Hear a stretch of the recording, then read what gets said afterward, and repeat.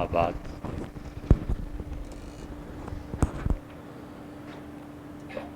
اللہ تعالی نے اپنی مخلوق کے ذمے جو کام لگائے ہیں ان میں سب سے بڑا کام ایمان ہے، اور ایمان لانے کے بعد جو ذمہ داریاں انسان پر پڑتی ہیں اور جن کاموں کو کرنا ضروری ہے ان میں سے ایک اللہ کی عبادت ہے۔ اللہ تعالیٰ کی عبادت کی جائے، اور اللہ کی عبادت ایک تو براہ راست ہے جو اللہ کا ذوق ہے، اللہ کو پسند ہے، اور ایک ہے بالواسطہ عبادت۔ بالواسطہ عبادت یہ کہ جیسے پیسہ کمایا تاکہ اپنے متعلقین کے حقوق اور فرائض اس میں کام آئے، متعلقہ عبادت یہ ہے کہ آدمی نے گھر والوں کے ساتھ اس میں سلوک کیا، رشتہ داری کو نبھایا، اور بہت اس کی قسمیں ہیں۔ اور اللہ کی براہ راست عبادت جس پہ وہ بہت خوش ہوتا ہے وہ یہ نماز ہے، تلاوت ہے، حج کا کرنا ہے، عمرے کا کرنا ہے، لمبی رکعتیں پڑھنا ہے،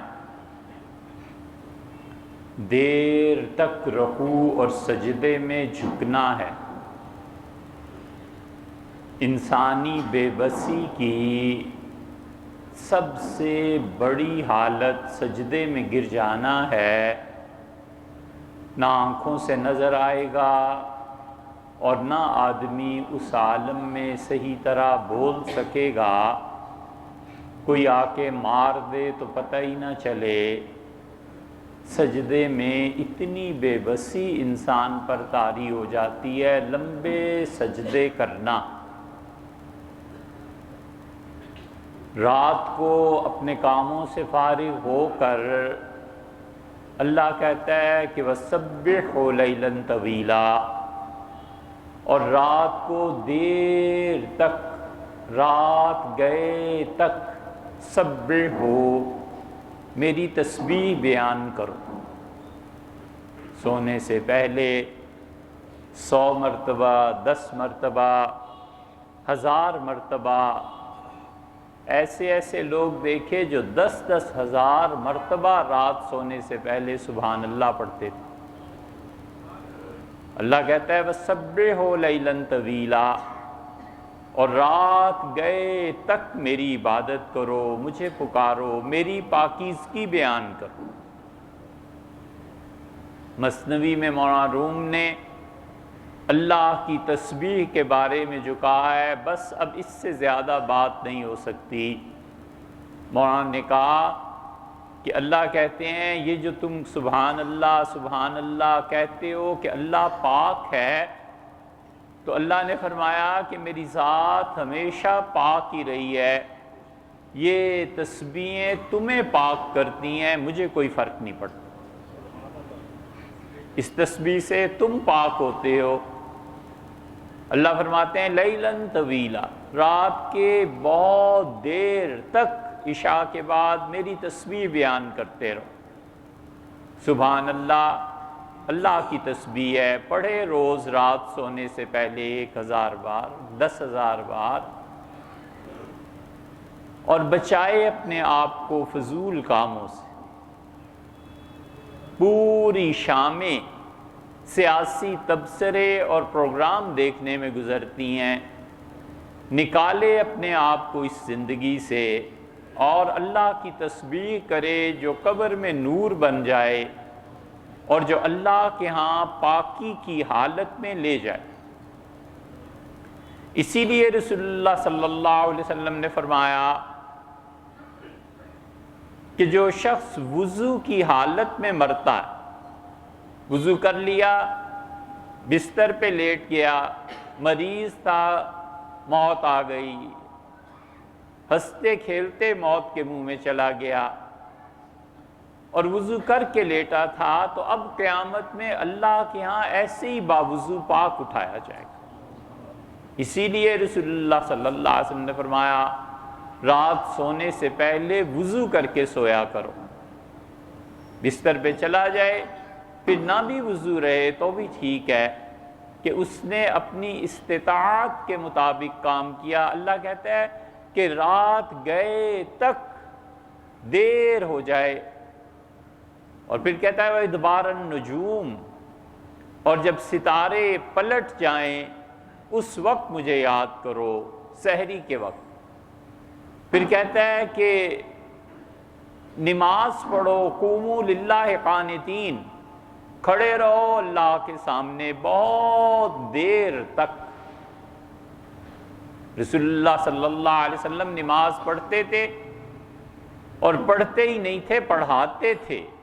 ایسی نماز کہ صحابہ کرام رضی اللہ عنہم کہتے ہیں جب بیٹھتے تھے دونوں سجدوں کے درمیان تو ہم سوچتے تھے کہ رسول اللہ صلی اللہ علیہ وسلم دوسرا سجدہ بھول تو نہیں گئے،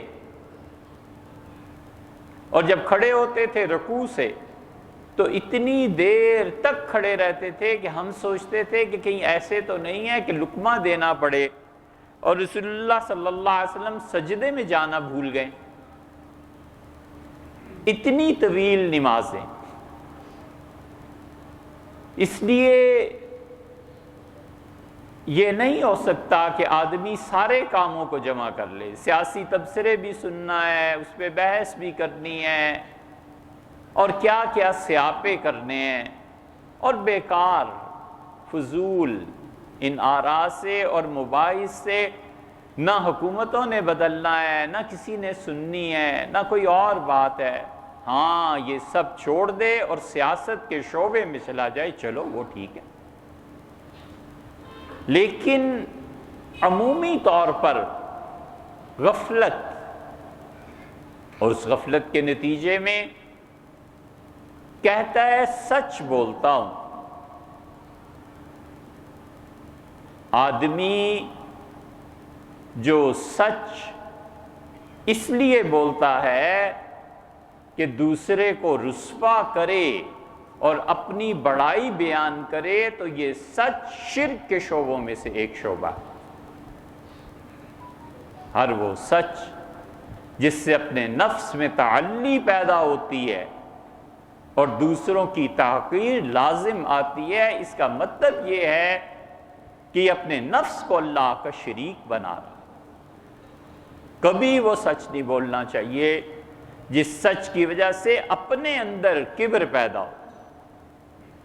لوگ مسئلے پوچھتے ہیں کہ فلاں مسئلہ بیان کر دیجئے، بغیر ٹوپی کے نماز پڑھنا کیسا ہے، ٹخنوں سے نیچے شلوار سے نماز پڑھنا کیسا ہے۔ ہم کہتے ہیں آپ کی نیت کیا ہے کہ جو لوگ نماز بغیر ٹوپی کے پڑھتے ہیں ان کو حقیر سمجھنا اور ہم بھی آپ کے اس فعل میں شریک ہوں؟ کیوں؟ وہ یہ نہیں ہے کہ مسئلہ پوچھنا ہے، وہ یہ ہے کہ اس کا جواب ملے گا سچائی پر مبنی اور اس سے دوسروں کی حقارت اور تذلیل ہو۔ یہ جو جذبے ہیں نا، یہ سچ چپ رہنا اس سے بہتر ہے۔ کبھی ایسا سچ نہ بولے، سوچے جس کی وجہ سے اپنی بڑائی اور اظہار ہوتا ہے۔ اللہ نے جو کام ذمے لگائے ہیں ان میں بہت بڑا کام اپنی انا کو ختم کرنا ہے۔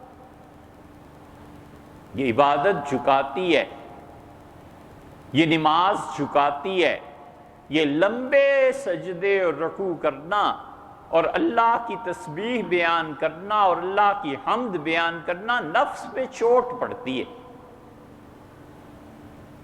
اس لیے یہ سچ کا جو ڈھنڈورا ہے، میٹھا سچ بولو، کڑوا سچ یہ ہے جو تمہیں دوسروں کی حقارت پر لاتا ہے، اور دوسروں کی حقارت یہ اللہ کے ہاں بہت بہت زیادہ پھنسا دے گی۔ اللہ یہ چاہتا ہے اور اللہ کا منشا ہے کہ اس کائنات میں کوئی اس کے سامنے سر نہ اٹھائے، جھکا رہے، عبادت میں رہے۔ جب سر اٹھائے گا تو مال اپنا سمجھے گا، عزت اپنی سمجھے گا کہ میرے علاوہ دنیا میں سب ذلیل ہیں اور میرے علاوہ دنیا میں کسی کے پاس مال نہیں ہونا چاہیے۔ یہ چیزیں اللہ کے ساتھ شریک بنانا اپنے نفس کو یا آدمی کو تباہ کرتا ہے، کبھی نہ کرے۔ ہر وہ چیز جس میں اپنے نفس کی آمیزش ہے نا، اور پھر وہ شریعت کے پردے میں، ولیعذ باللہ، یہ اگلے جہان تو جو ہوگا سو ہوگا، اس جہان میں ہی خدا ذلیل کر دیتا ہے۔ یہ نہیں ہوا کرتا کہ آدمی لوگوں کو گالیاں دیتا پھرے اور ذلیل اور رسوا کرتا پھرے اور خدا اسے موت سے پہلے رسوا نہ کرے، وہ ضرور رسوا ہو کے رہتا ہے۔ رسوائی یہ نہیں ہے کہ چہرے پہ کالک مل کے گدھے پہ بٹھا کے اسلام آباد میں پھرائیں، رسوائی یہ بھی ہے کہ خدا اپنی بندگی کی توفیق نہ دے اور سجدے کی توفیق نہ دے۔ اس سے بھی بڑی رسوائی ہے، اس سے بھی بڑی ذلت ہے کہ مالک یہ لکھ لے کہ یہ شرک کرتا ہے، اپنے نفس کی مانتا ہے، میری نہیں مانتا، اور مالک یہ کہہ دے کہ یہ باغی ہے۔ نہ کرے ایسی نیکیوں کے کام سوائے اس کے کہ شریعت نے فرض قرار دیا ہو، نہ کرے۔ میٹھا سچ بھی بولا جا سکتا ہے، یہ کہنا کہ تم کرپٹ ہو اور تم مال اڑانے والے ہو اور تم ایسے اور تم ایسے، اس کی بجائے یہ بھی کہا جا سکتا ہے کہ ہم سب کو چاہیے کہ کرپشن نہ کریں۔ جس نے بھی کرپشن کی ہے انہیں چاہیے کہ اس پیسے کو واپس کر دے۔ یہ بھی تو سچ ہی ہے نا، جھوٹ کون سا ہے؟ لیکن یہ میٹھا سچ، اور میٹھے سچ سے اپنے نفس کی تسکین نہیں ہوتی۔ نفس کی تسکین جب ہوتی ہے جب کڑوا سچ بولو، دوسرا رسوا ہو، اس کا نام لینا، اس کے کرتوتوں پہ، یہ سب کیا ہے؟ اس کے عہدے سے حسد ہے، اس کے مال کے متعلق ہے۔ اگر وہ سچا بھی ہے تو بھی وہ چاہتا ہے کہ عہدہ میرے پاس ہونا چاہیے۔ یہ نہیں ہے مسئلہ کہ کرپشن ہو گئی ہے، مسئلہ یہ ہے کہ میری سرکردگی میں کیوں نہیں ہوئی۔ محلے والے اس بات پہ متفق ہیں کہ نشہ نہیں ہونا چاہیے، لیکن وہ کہتا ہے مجھے چیئرمین بناؤ، میری موجودگی میں نشہ چلتا رہے تو بھی انسداد نشہ جو ہے اس کا چیئرمین میں ہو جاؤں۔ عہدے کی طلب ہے، یہ نہیں ہے کہ کوئی ہمدردی۔ یہ سب عملی زندگی میں پیش آتا ہے۔ آدمی سر اٹھاتا ہے اور کچلا جاتا ہے، اور آدمی دعوے کرتا ہے اور دلیل فراہم نہیں کرتا۔ اللہ دلیل کو مانگتا ہے، اسی لیے بدر جیسے قصے میں اللہ نے فرمایا لِيُحْلِكَ مَنْ هَلَكَ عَنْ بَيِّنَةٍ، مرے وہ اور دلیل کے ساتھ مرے کہ ہمارے نبی صلی اللہ علیہ وسلم کا پیغام نہیں سنا، 13 برس تک اب مرو، کھپو جا کے جہنم۔ وَيَحْيَىٰ مَنْ حَيَّ عَنْ بَيِّنَةٍ، اور زندہ وہ رہیں گے اس دنیا میں جو دلیل کے ساتھ ہیں، اور وہی سے قوی دلیل کوئی بھی نہیں۔ اس لیے اللہ کا بہت بڑا ہم سے تقاضا ہے کہ ہم اپنی انا کو ختم کریں، ہم اپنی انا کو مٹائیں، اپنے اندر سے اس کینسر کے جراثیم ختم کریں جس کا نام کبر ہے، جس کا نام میرا وجود نہ کرے۔ اپنے وجود کو مٹائے، اپنی خواہشات، اپنی انا اس سے ٹکر لے، اس کو مٹائے۔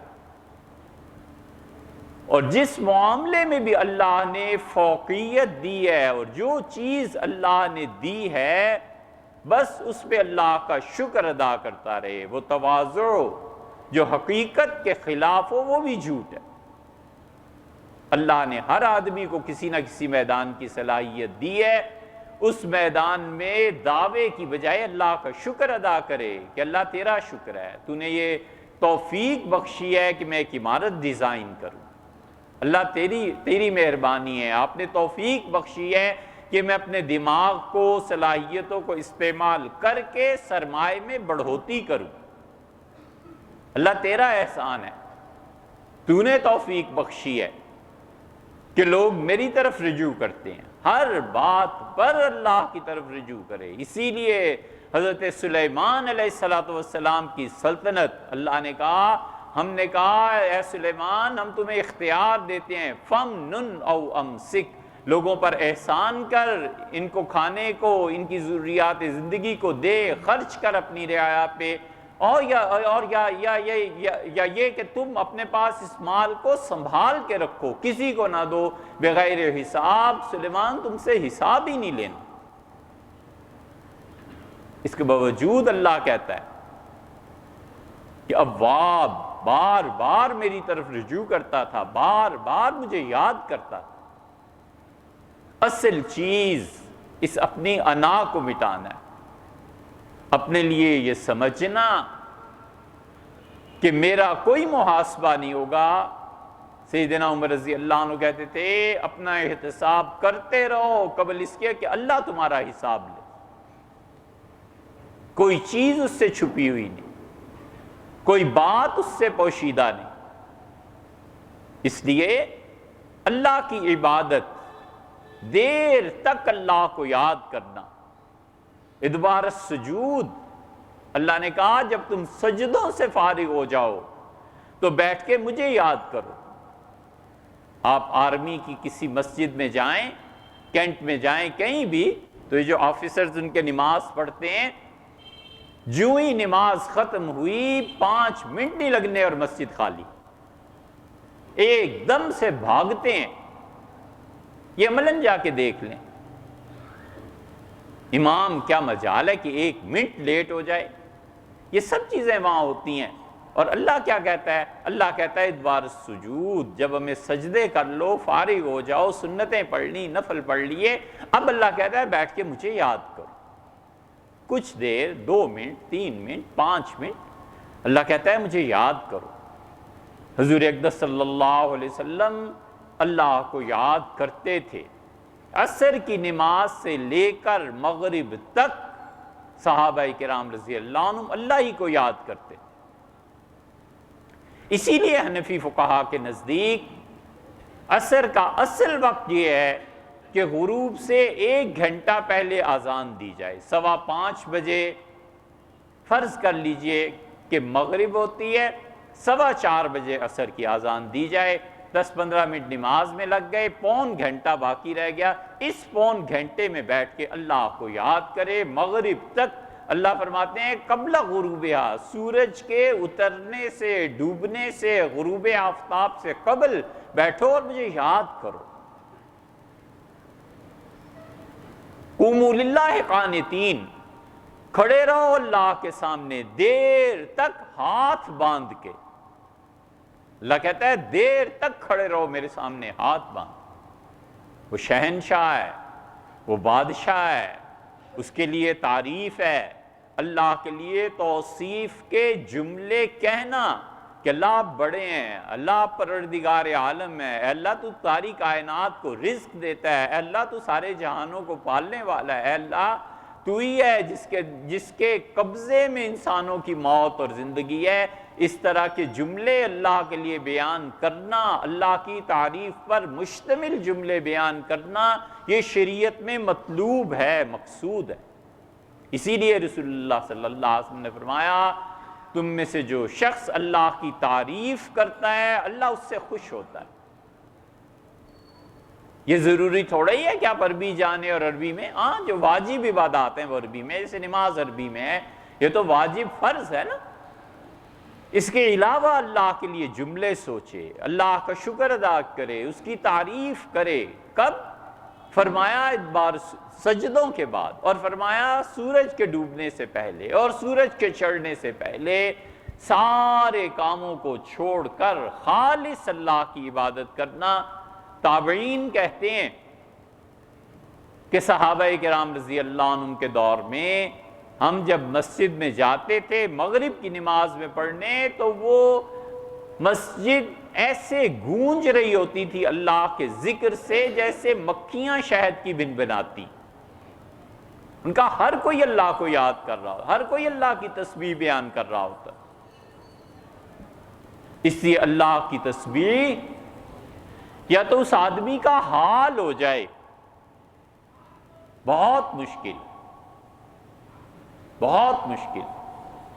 حضور اقدس صلی اللہ علیہ وسلم نے نماز ہی کے متعلق فرمایا تھا کہ جیسے تم اپنے پروردگار عالم کو دیکھ رہے ہو یا پھر وہ تمہیں دیکھ رہا ہے، اس کے متعلق بھی اور دیگر عبادات بھی. یا تو اس کا حال ہی یہ ہو جائے کہ حضوری کی کیفیت خدا کے سامنے رہے، اور یہ بہت بڑی بات. سیدنا عمر رضی اللہ عنہ کہتے تھے، بلایا صحابہ رضی اللہ عنہ کو، کوئی خاص بات تھی مملکت کے متعلق، رات دیر تک بیٹھے مشورہ کرتے رہے، باتیں کرتے رہے. جب تہجد کا وقت آیا تو ابی ابن کعب رضی اللہ عنہ نے کہا کہ حضرت بہت رات ہو گئی، اب نماز پڑھ لیں. سیدنا عمر رضی اللہ عنہ نے کہا میں تو اب بھی نماز میں ہی ہوں.